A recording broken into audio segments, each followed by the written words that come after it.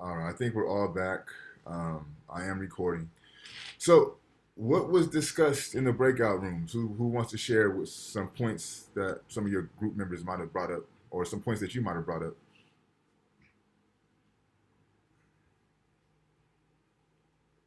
So, a couple of questions that are on the table. What is the thesis? Somebody could discuss that. What does the reading say about the society that produced it? What is your favorite passage? And what is your favorite characteristic or quality about yourself? So, any of those are up for discussion. Just go ahead and jump in as to what your group discussed or what you feel is of importance.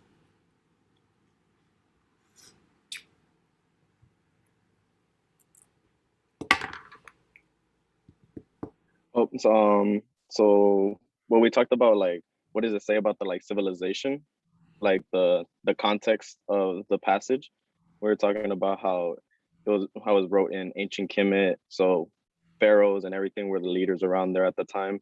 And I feel like from the passage I got a good sense of how, like, I want to say well mannered and respectful people were of their leaders, and just how close they were to their god.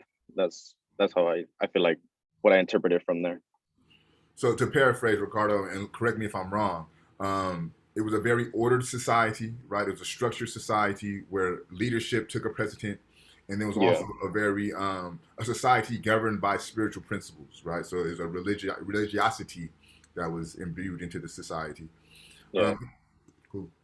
Thank you. Anybody else? Let's get two more before we move on to our fishbowl or to my notes. Excuse me.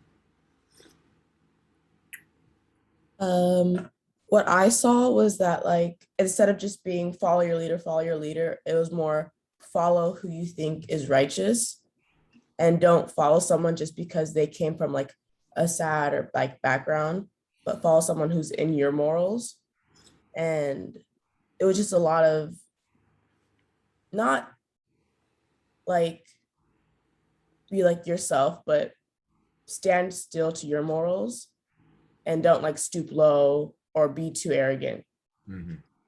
Yeah, humility is a very big cornerstone of the text. They're very serious about humility and pushing away and doing away with this idea of greed. A very good point. Anybody else want to share?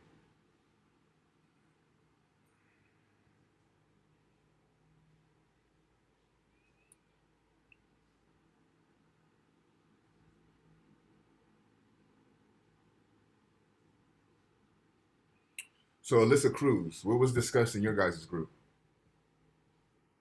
Um, I actually haven't started reading, not gonna lie, but what I got from our discussion was that there was a lot of um, loyalty in the text, and um, one of my peers said that being the best person of yourself, and to that a lot of people were guided to not be led into the bad influences. Okay. So one thing I do want to pick up on that you said, Alyssa, being the best version of yourself. So let's end this portion with this question. Somebody provide for me what they think is their best quality or characteristic, and why you think that is.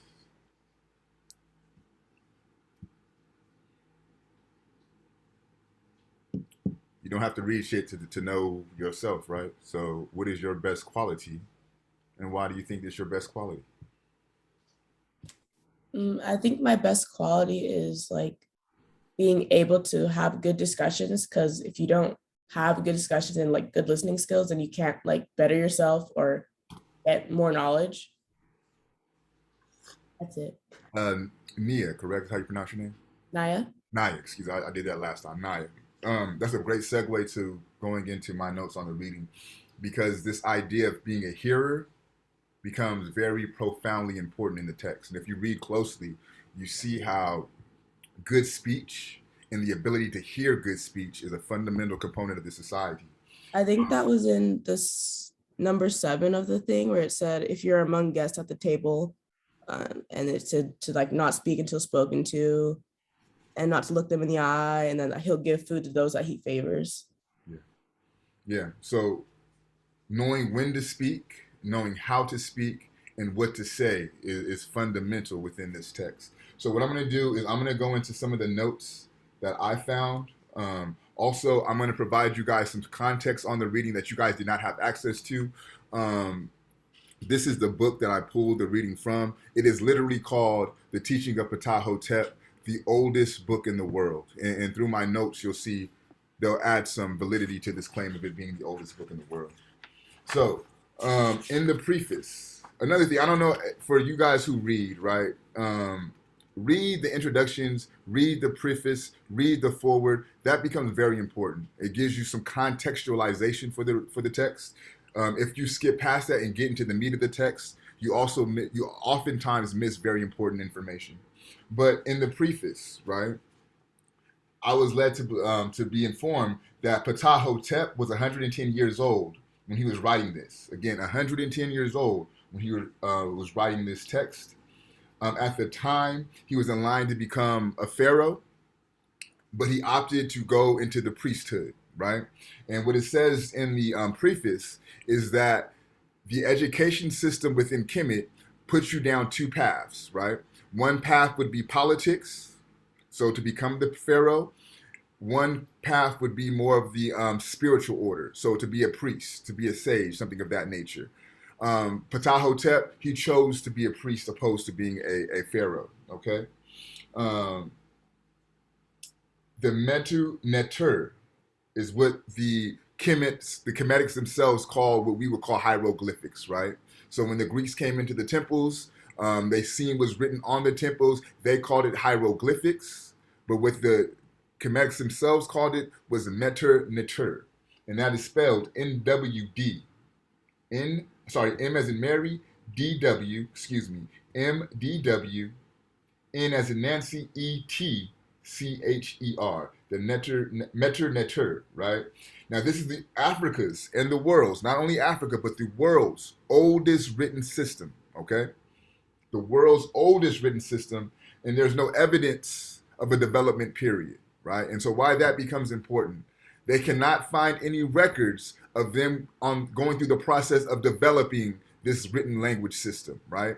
When they begin to investigate writing in Africa, it is already produced. It's coming together as a completed entity, not an entity that's being cultivated, okay? The instructions of Ptahhotep, they were copied during the Middle Kingdom, given the 5th dynastic age. So they're saying within that reasoning, right, they can say that the instructions of Ptahhotep were cultivated approximately 2,500 years prior to Christ, right? So prior to who we know Jesus as the Christ, these teachings were produced at least 2,500 years before Christ. So, and then it says that the formulation of Neter Nefer, right? So we know that Neter Neter is the written language, right? But Neter Nefer, right, which means good speech, that translates into good speech. This is what Ptahhotep develops within this text, the foundation for the understanding of how to have good speech, how to speak well, right? So when we think about this course, being a course on the African oral tradition, you must know that the African oral tradition is concerned with good speech, right? Speaking words that uplift, pour into, and build, right? I believe last week I told you in the Kemetic mystery schools, right, how you would go from freshman to sophomore, from sophomore to junior, from junior to senior. It would be about mastering spiritual principles, right? One of those spiritual principles would be able to master your speech, to make sure that it was good, to make sure that it created things that were positive and life-giving, not things that tear down, right? I don't like to think of profanity as curse words, right? But there's something to think about by classifying certain words as curse words, right? Because what that really is speaking to is you cursing or putting a spell of negativity on somebody by using your words, right? The Africans knew the power of words, so they were overly concerned with these notions of good speech. because your words literally become reality, right? Your words become manifestations. It's important that we use our word for good and not for bad. So the meter nefer becomes important. And this is where Ptahhotep is moving from, right? So this is like the pretext to what we have from what I think pages 16 to 35 that you read. These are the things that kind of set these thoughts and these motions in play.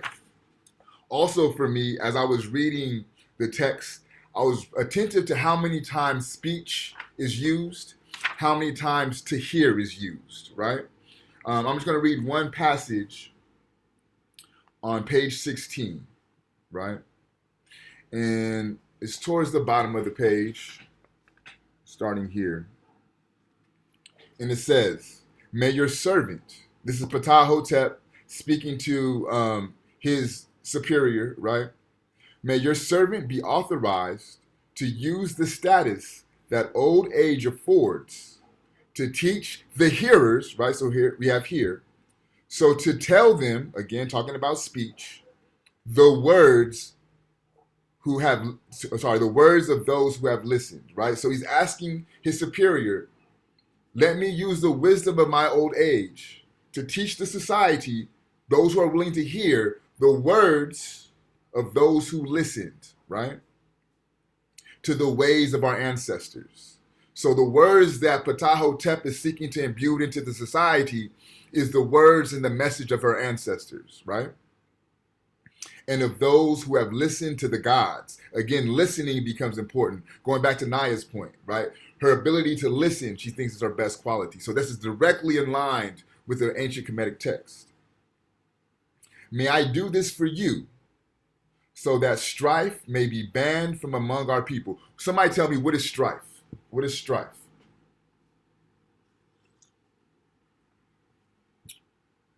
I found the definition on Google, Okay. but it says angry or bitter disagreement over fundamental issues. Yep. So I want to teach the society the words of those who listen to our ancestors, right? So that way strife will not tear the society apart. Bickering, fights, beefs, rifts, right? So that strife may be banned from among our people, so that the two shores may serve you. Okay? So I'm gonna move on to the next page. Again, a lot of listening, a lot of speaking, correct? So I'm moving on to the second page on the second paragraph.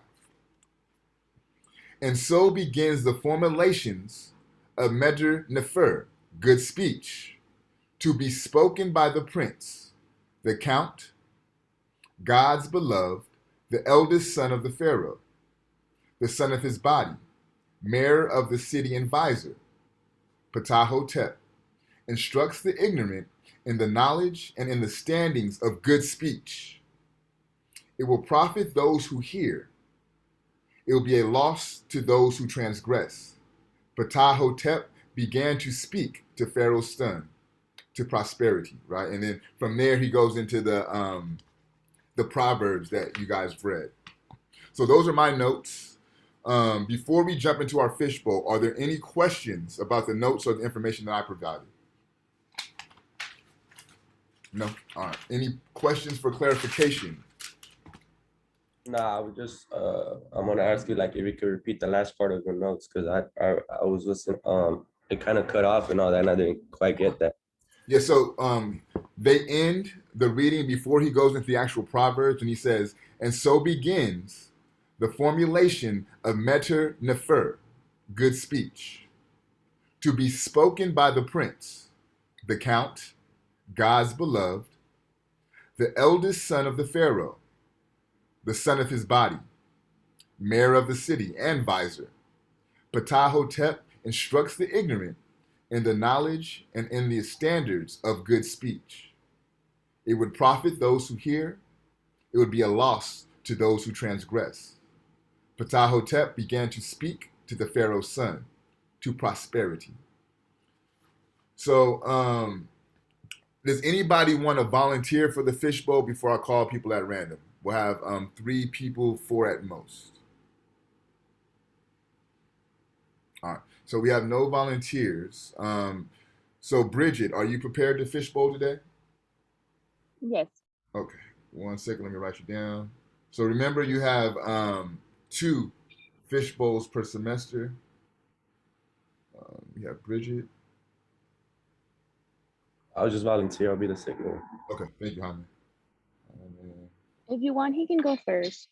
Okay, let me get two more people, and then you guys can decide who wants to go first or what have you. Cesar, are you prepared to fishbowl today? Yeah.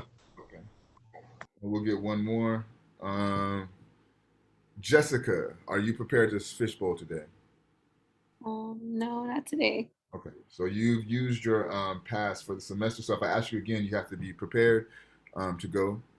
And so if not Jessica, Emily, are you prepared to fishbowl today? Yes. Okay.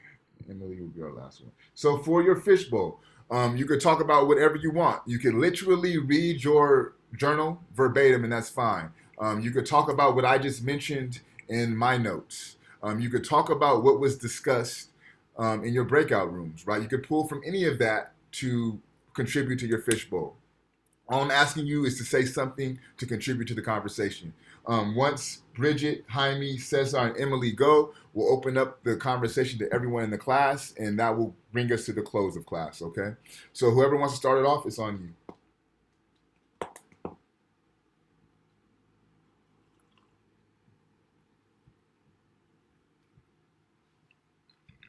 Can I go first? Yeah, please do.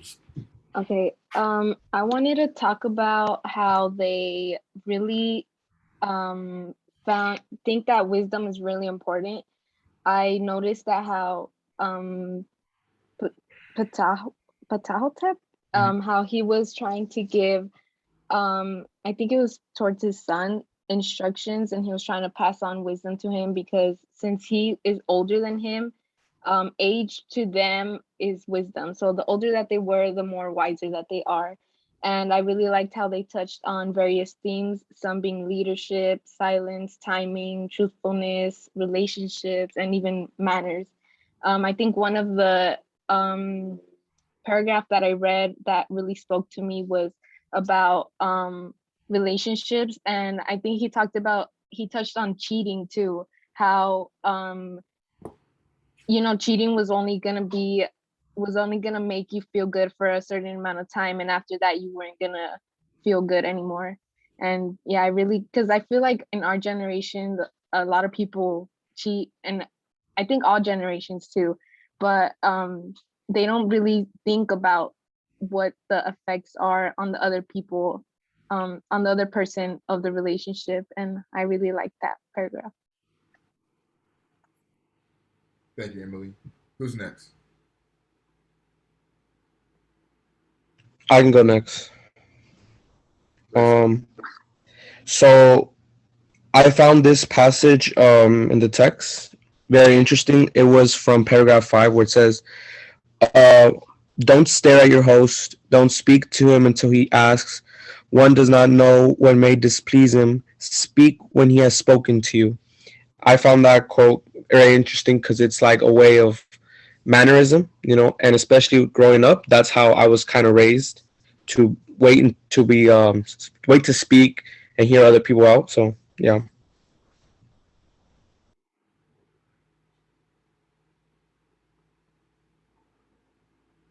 I'll go next. Okay.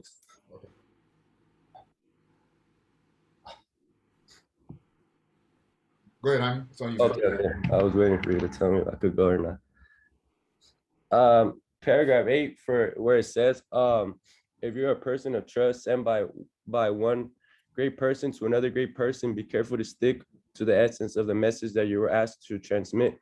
I feel like that connects a lot to our society right now. I feel like to trust people now is hard. I feel like there's limits of people trusting other people and stuff, because as soon as somebody breaks somebody's trust, it's hard to trust somebody else. And this speaks to me a lot because I have a lot of people that did that I trusted, and then they did things behind my back and stuff, and it's just very hard for me to trust people now. And there's only a little of people that that you could trust now, and you could like be yourself with and stuff like that. Just real quick, I want to point something out for you guys. So pay attention to what Jaime just did, right? So this book, they say, was written, I want to say 2396 BC through 2388 BC, right? But what he did was he took that time of the book and applied it to what's going on in 2021, right? So that's a perfect depiction of the third part of your journal, the contemporary analysis, right? That's exactly what I'm asking for when I'm talking about a contemporary analysis. Something as old as the oldest book in the world, Jaime was able to relate that to his experiences in today, right? So when you think about the contemporary analysis, what Jaime just displayed for us is exactly how to do that. So I just want to point that out. I don't even know if that was good or not, but I just did my best. Yeah, no, you did exactly what you're supposed to, job. That was a good job, man. I think Bridget is the last one to go. Yes, I'm next. I apologize if there's a little bit of background noise. It's just that I'm on campus right now. All right, it's all good.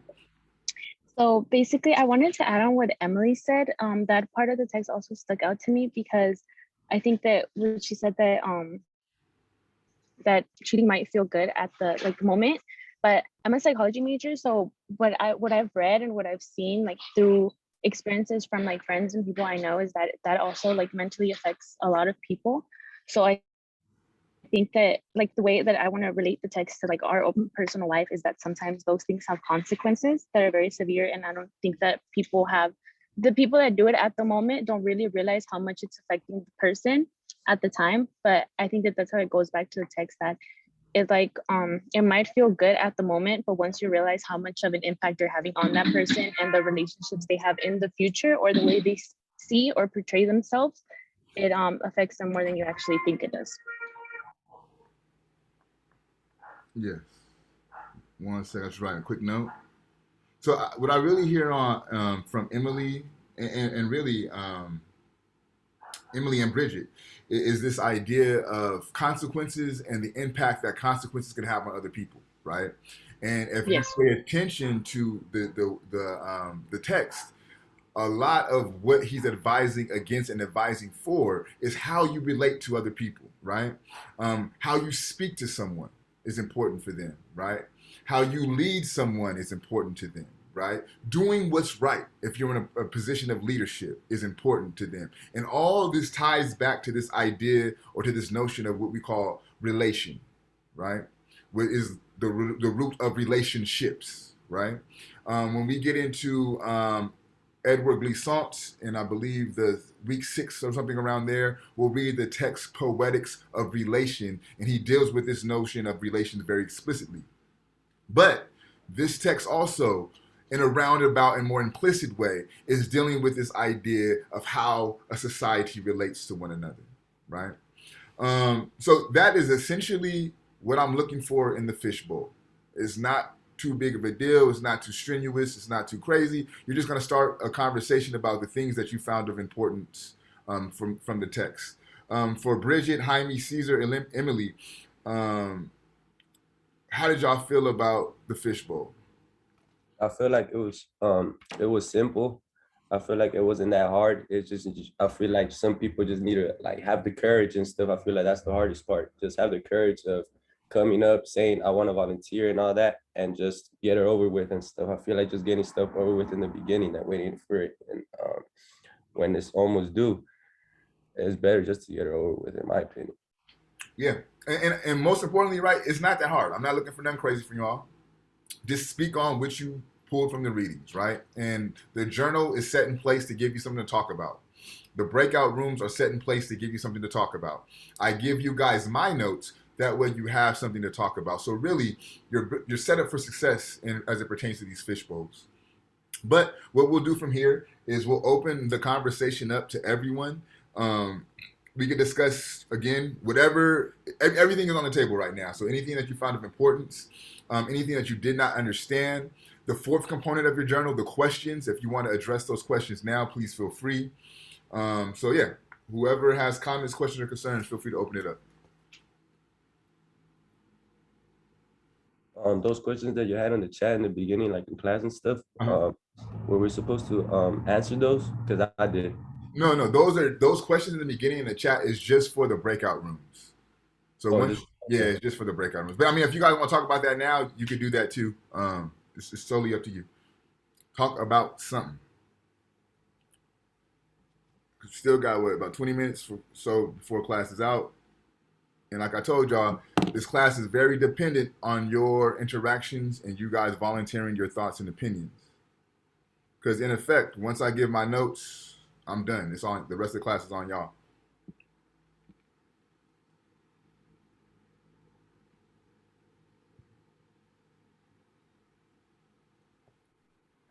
Someone in my group said it, and I agree with them. But a lot of the stuff that we read it applies to just anything today. Really, I was honestly reading it and learning, like being reminded of some things that I do hold true to, like my morals and what I hope to do and hope to be. But sometimes you just get away from it. I mean, it's really easy to if you have like a busy life. I mean, social media, I think, takes away from a lot of these values and stuff like that. So it's easy to forget, but I just thought it was still very like applicable to how I feel and how probably a lot of other people feel too. You know what, Heather, you bring up a very good point. You said social media is kind of set in place to distract us from these values that have been instilled in us that we sometimes forget, right?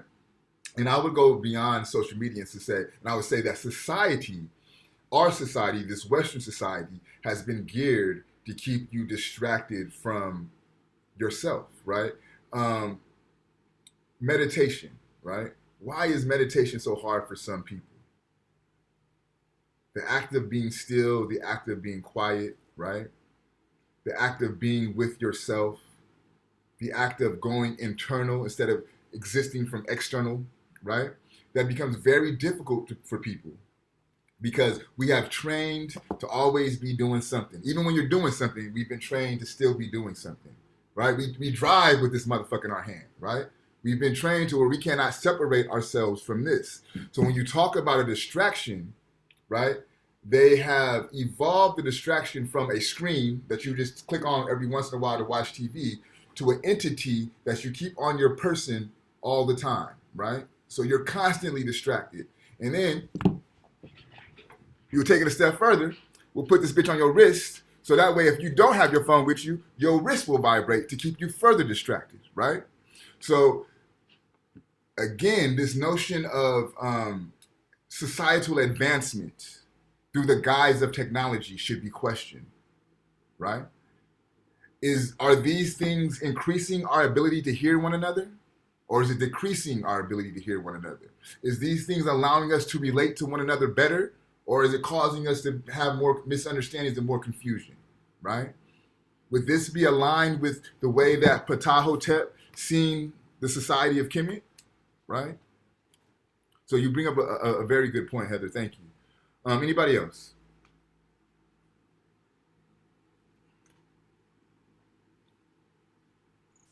I just thought that the passage was like really interesting, and the way I was like while I was reading it, I was kind of relating it kind of to like biblical scripture and the Ten Commandments in a sense, kind of, because I saw some words that are like familiar with the Ten Commandments. I saw like covet, neighbors, and then I just started relating it to the text, and I thought that was really really interesting. Yeah, that's a good point, Ricardo. And so here, trip out on this because it's very there's several similarities between this text and the way that the Bible is written, right? But if we think back to the start of the lecture, we know from the preface that this text is written 2,500 years before Christ, right? And we know that the Bible, for the most part, came after Christ, right? So this was going on way before the Bible. What do y'all think about that? What do you think this says about, again, the society that produced this text that predates the Bible? Yeah, probably they were really advanced and really ahead of their time. Yeah. Because one would argue, right, even to this day, the Bible is the moral text that guides society, right? And this is doing that way before then. Go ahead, Gabriel. I see you. Oh, sorry. I was just gonna say how it kind of seems as if religion and spirituality wasn't necessarily as much of a tool of control and more actually how society and how each fellow human should be treated instead of a method to control the masses.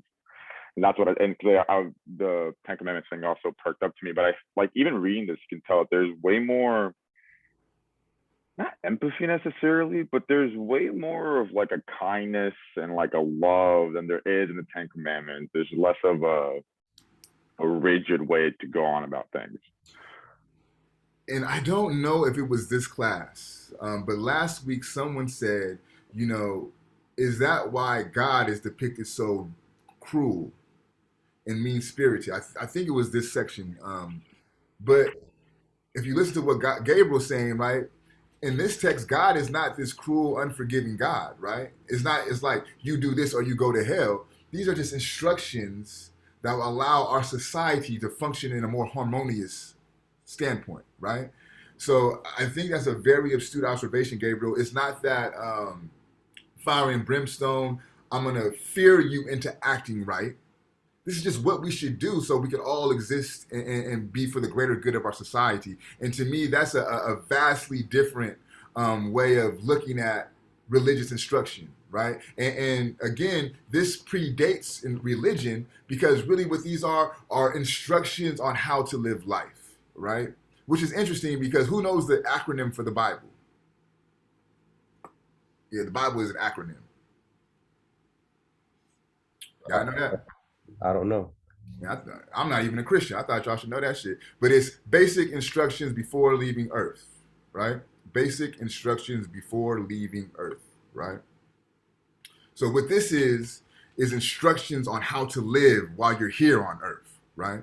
It's not about setting yourself up for you can have some a nice afterlife, right? Think about last week's video that we watched. The Comedics were interested in building heaven on Earth, right? So I'm going to organize a society that interacts with one another to produce this heaven on Earth, right?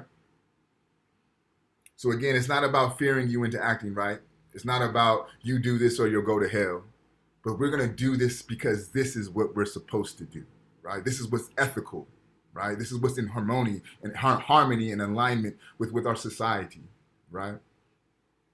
Other thoughts, questions, comments, concerns? I'd like to add on passage 11. It's talking about not overworking yourself and following your heart and not like doing so much labor. And that really like spoke to me because I haven't lived here like I mean I've lived here most of my life, but I wasn't really born here. And over there, like in my country, I'm from El Salvador, it was so different over there. Like I wouldn't see like my family members killing themselves at work. But over here, when I got here, like I saw this distance created between my mom and I, not only because she left to come work here, but also she worked crazy hours and now I'm working to like pay for school and stuff. And it's like I go in at 7 and I come out at 7 p.m. and it's crazy. Like I have time for nothing. And I'm like, I'm going to school and I'm gonna get out of this, but the people I work with, they're not gonna get out of it. And they're always like, I hate it here and it's so tiring and I should have stayed in my country. And it's a very real thing for like immigrant people to like not have another option. Like they can't just say, oh, I'm gonna start my own business because they can't, because they need like documentation and stuff. And it's just really sad because it says follow your heart as long as you live, and then it ends with wealth does no good if you're glum. Yeah, yeah, and it's so true, and it's so true, and we've have adopted what's called this Protestant work ethic, right? It's like kind of one of the base pillars for capitalism, and it's this idea is that if you work hard, right, you'll get all that you deserve in life, right? And it's through this auspice that they tricked us into these things like 40-hour work weeks.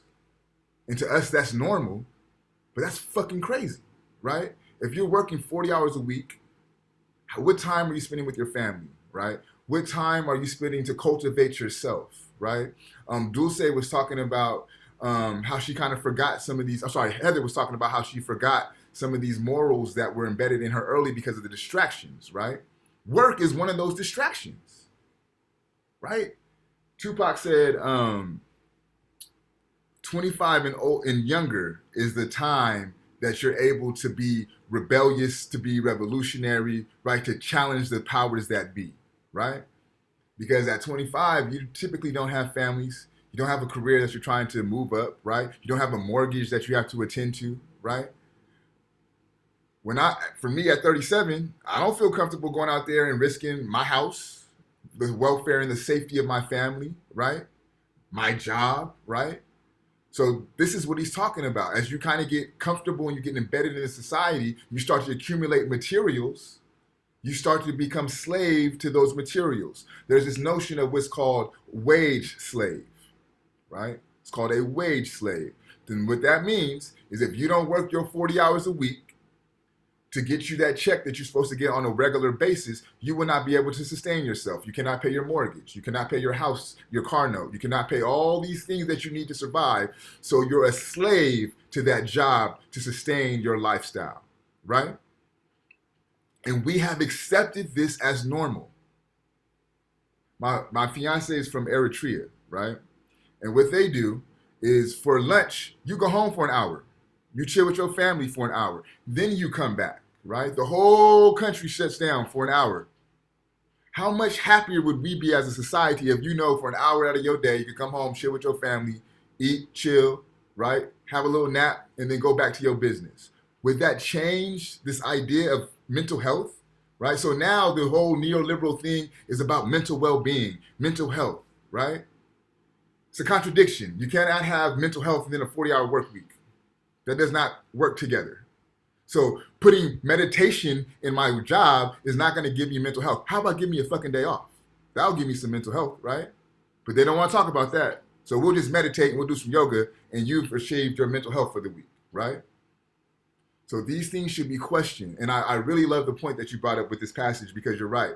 We need to, as a society, we need to be able to put our desires as people as just as much as importance as Jeff Bezos' desire if you work for Amazon, as Tim Cook's desire if you work for Apple, right? Et cetera, et cetera, et cetera. Because you all know that 40 hours that you put in is going to make them rich and wealthy while it's just paying your bills. And to me, that's unethical. To me. So very good point. Thank you. Who's next? Questions, comments, concerns, thoughts. Did anybody read something they disagree with or did not like? I would like to mention something that to me it's really important. It stands out a lot in the reading. He said in page number 1, he said your slave control will be the more than for his evil utterances.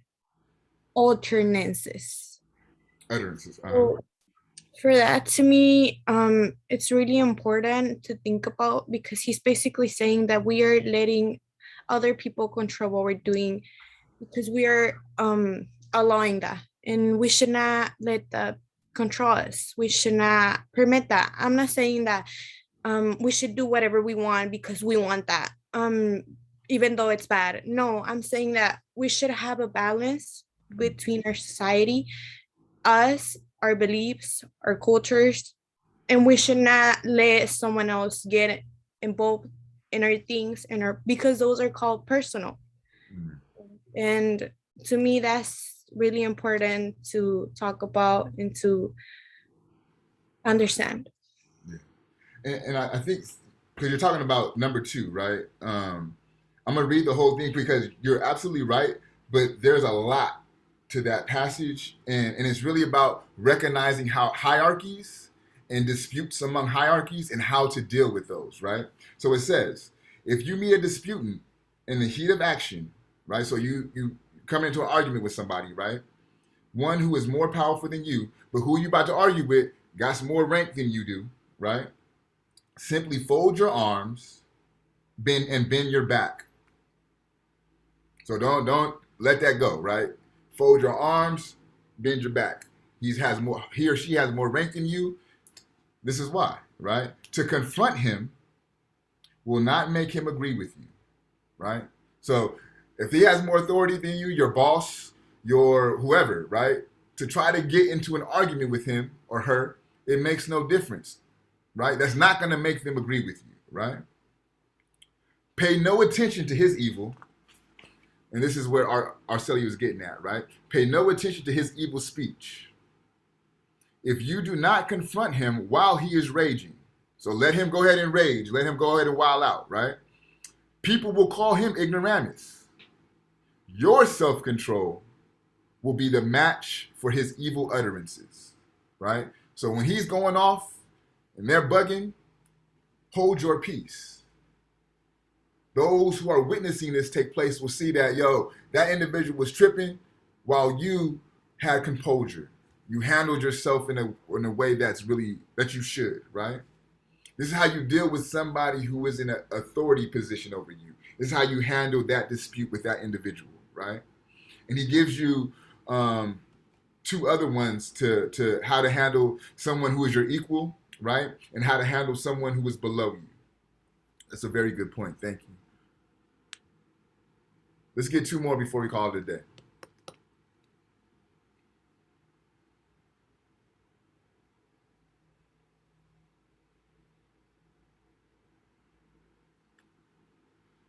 Damien, what were your thoughts on the reading? What I thought was that I liked how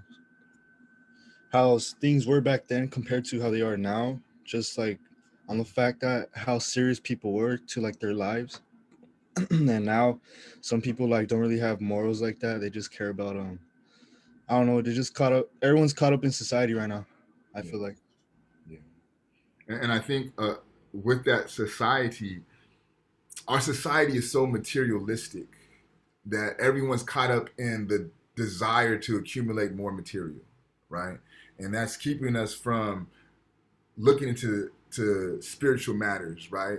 Looking into mental health from a real serious capacity, So I agree, and it's setting us back so tremendously, right? Especially when you look at things like healthcare, right? There should be no way that a healthcare system is a for-profit institution, right?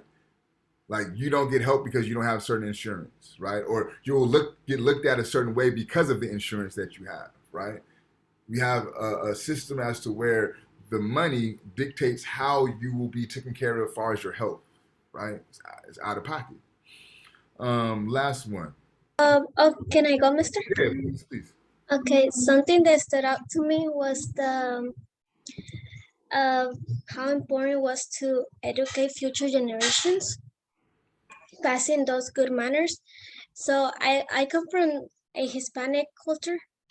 I'm Hispanic, so there were moments where I was like not behaving, and my mom, when after, maybe if you're Hispanic you have heard this sentence, and it's like after your mom hit you with the chancla, she said, I did this because I love you.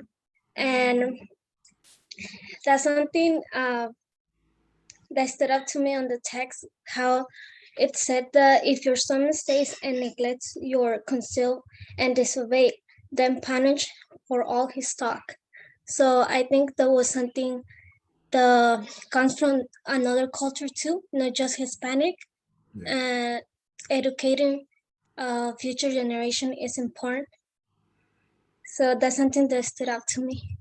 Yeah, I agree with you, Dulce. And I think not only from a standpoint of discipline, right, but he also says towards the end of the text, right? So like you must engage in good speech so that way your son hears the speech that you produce, so that way they can pass it down to their children, right? So another part of passing the knowledge down from generation to generation is making sure that what you say should be passed down, right? And is wise enough and it's upful enough to deserve to be passed down from generation to generation, right? So I agree with you. It does manifest itself from a standpoint of discipline, right? But it's also a manifestation of just doing what you're supposed to do, right? They'll tell you as a leader, right? Make sure that your speech is well. Make sure that your actions are pure. And I believe the same would be true for a father, a mother, anything of that nature, right? I think the same would be true. All right. So we'll call it a day. Let me just show you guys what your next reading is for next week. And you'll probably have those emailed out to you again by Thursday or Friday. But I just want to show you where you could go to get those on the Google Classroom site. So that way, if you want to start now, you could do so. I'll give you 1 second.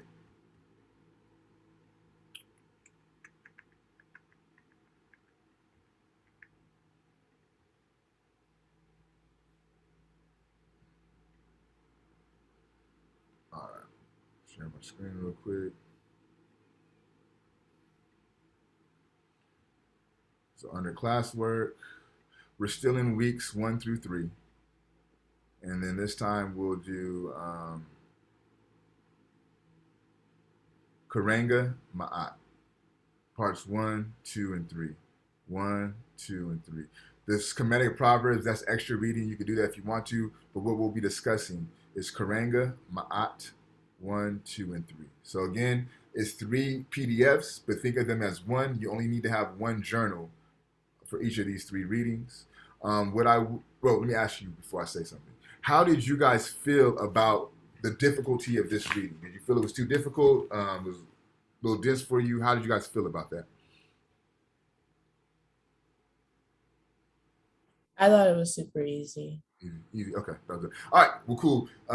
This next one won't be. It's very dense. It's very philosophical. So take time, right? You may have to read it more than once. Don't worry about knowing everything. As you can see from the way that our course is structured, there's plenty of time for you guys to have your question answered. Also, building with your peers can answer those questions for you as well, right? So just know this one's going to be a little bit more dense than last week's reading, but you guys are intelligent enough and critical enough to make it through. Just trust yourself in what you're reading. If you guys have any questions, concerns, don't hesitate to text me. Just let me know what section you're texting from. Other than that, you guys